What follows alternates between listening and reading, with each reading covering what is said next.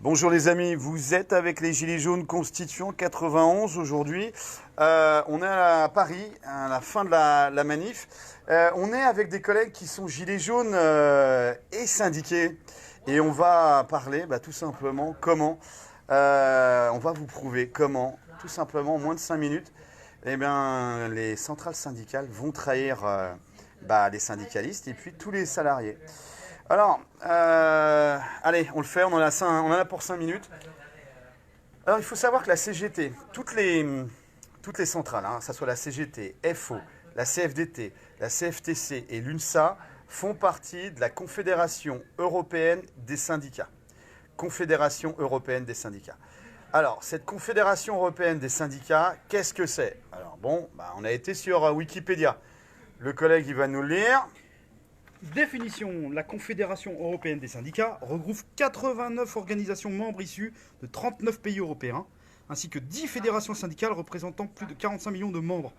Elle est reconnue par l'Union européenne, par le Conseil de l'Europe et l'Association européenne de libre-échange comme seule organisation syndicale interprofessionnelle européenne représentative. Alors attends. Là, ce qui est important de voir, c'est que c'est Laurent Berger. Donc là, on est sur Wikipédia. C'est Laurent Berger qui est président, d'accord ? Qui préside cette confédération. Et le dernier paragraphe, c'est que elle est reconnue par l'Union européenne, par le Conseil de l'Europe et l'Association européenne de libre-échange comme seule organisation syndicale interprofessionnelle européenne représentative. C'est-à-dire que les mecs, ils négocient qu'avec eux. Exactement, parce que s'ils le disent eux-mêmes. Ok, alors on se dit, mais qui les finance? Alors, c'est simple, ceux qui les financent, c'est la Commission européenne. On a trouvé 2 lignes dans le budget européen de 2016. Dans le budget de la Commission européenne. On a trouvé 2 lignes. On a trouvé une première ligne à 18,2 millions d'euros. Information et actions de formation en faveur des organisations de travailleurs. Budget annuel, 18,2 millions d'euros. Première ligne dans le budget européen de 2016, de la Commission européenne. La deuxième ligne, c'est relations industrielles et dialogue social. Budget annuel de 13 950 000 euros. Donc, on a pu trouver que ces 2 lignes-là, mais il doit en avoir d'autres. Il faut savoir que ça est financé par la Commission européenne. On a la preuve, là. Et notre collègue, elle va nous lire un article, une partie d'Agoravox. Alors, cet article d'Agoravox nous dit que cette Confédération européenne des syndicats est partie intégrante des institutions de l'Union européenne. Parle plus fort, parce qu'il y a des mecs qui gueulent derrière. Vas-y, porte la voix. Alors, cette Confédération européenne des syndicats est partie intégrante des institutions de l'Union européenne des patrons. Pourquoi? Parce que cette confédération est largement subventionnée par la Commission européenne, tu viens de le dire, et elle l'est à la condition expresse que la Confédération défende la construction européenne, c'est-à-dire les dictates de la Commission européenne. Ils ont défendu l'euro, ils ont défendu la loi qui a supprimé le Code du travail là, en 2016. Cette Confédération européenne des syndicats a poussé à cette loi. C'est pas une réforme, c'est une loi de destruction, faut être clair là-dessus. Cette Confédération européenne des syndicats a poussé là-dessus. Et puis, on a quoi d'autre? Ils ont poussé aussi en Grèce. En fait, oui, la Commission européenne des syndicats a soutenu le mémorandum d'austérité imposé à la Grèce. Et elle faisait même campagne pour le oui au référendum aux côtés de la Troïka. Donc voilà, les mecs, ils poussent à l'austérité en Grèce. C'est ça. Non mais c'est honteux. Et qu'on voit les effets que ça a eu sur la Grèce. T'allais à l'hôpital avec tes draps, avec ta bouffe. Le nombre de personnes âgées qui ont été précipitées dans la pauvreté, d'handicapés dans la pauvreté. Et ces mecs-là poussaient à la roue de ça. Et ils ont soutenu aussi le traité de fonctionnement de l'Union européenne en faisant bloc avec le partenariat et en tournant le dos aux travailleurs qui, eux, de Paris à Amsterdam, ont massivement rejeté ce traité, comme on le sait. Alors ça, c'est la source, c'est Agoravox. Et tout à l'heure, la source, c'était Wikipédia. Oui. On n'a rien inventé.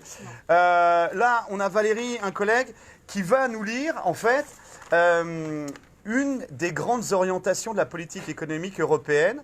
Alors, c'est les GOPÉ, on appelle ça les GOPÉ. C'est des grandes orientations que la Commission européenne donne. Et là, ça donne pour la France. C'est surtout pour l'article 10.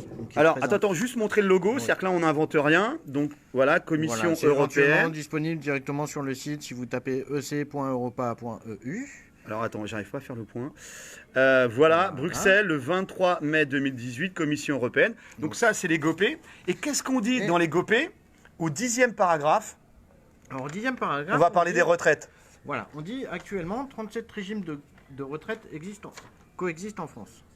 Ils concernent des catégories de travailleurs différentes et fonctionnent selon des règles qui leur sont propres. Une uniformisation progressive de ces règles améliorerait la transparence du système, renforcerait l'équité entre les générations et faciliterait la mobilité de la main-d'œuvre. Une harmonisation des règles de calcul contribuerait également à une meilleure maîtrise des dépenses publiques. Si les réformes des retraites déjà adoptées devaient réduire le ratio des dépenses publiques de retraite à long terme, un système de retraite plus simple et plus efficient générerait des économies plus importantes et contribuerait à alterner les risques qui pèsent sur la soutenabilité des finances publiques à moyen terme.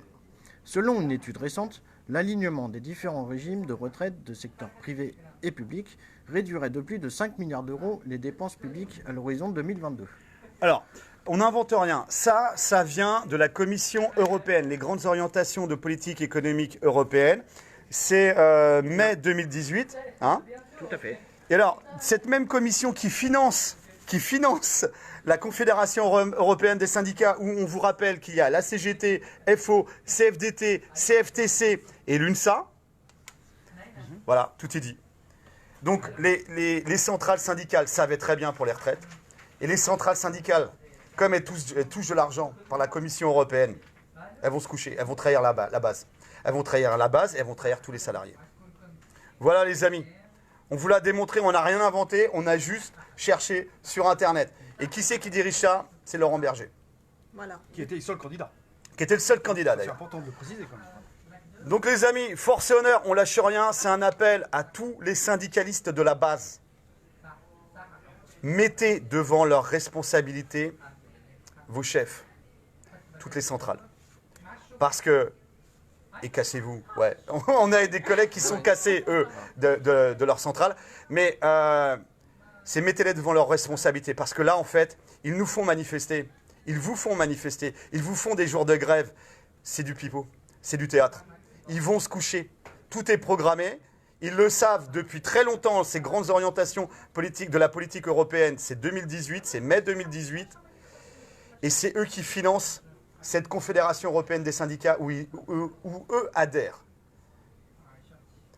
Donc voilà les amis, tout est dit. Force et honneur, mort au con, mort à la dette, les collabos au Kerguelen. Voilà, les mecs des centrales, voilà. Bah, commencez à tricoter des trucs bien chauds, parce qu'il va faire froid et humide au Kerguelen. Pour les gars de la base, on lâche rien et on se voit le 9. Force et honneur les gars. Ah ouh. Ah ouh.